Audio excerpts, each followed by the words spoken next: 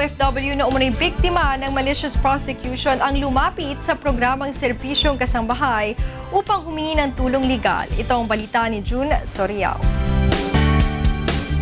Mula sa bayan ng Lasam sa Cagayan, lumuwas ng Metro Manila si Mang Jaime Gabayron, 55 taong gulang upang humingi ng legal assistance. Siya ay dating overseas Filipino worker at naakusahan ng pagnanakaw noong siya ay nagtatrabaho bilang isang yacht maintenance personnel. Noong February 27, 2014 ay nag-issue na ng provisionary dismissal ang korte sa kanyang kaso. Tama ba yun? Pagka gano'n ang dismissal ay pwede pang i-reopen?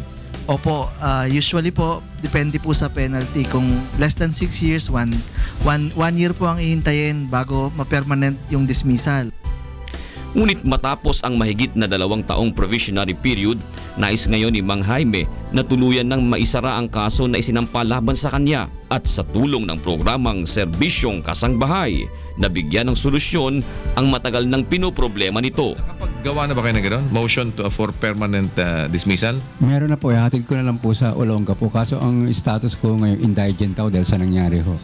Yung ating action center dyan sa Olongapo, tutulungan ka. At meron tayong action center dyan. Pag-usapan ninyo kung ano yung mga iba pang pwede natin gawin. Opo. Ha? Pa-assist ka namin sa law center natin. Opo.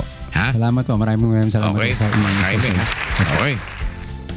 June Soriao para sa Serbisyong Kasambahay.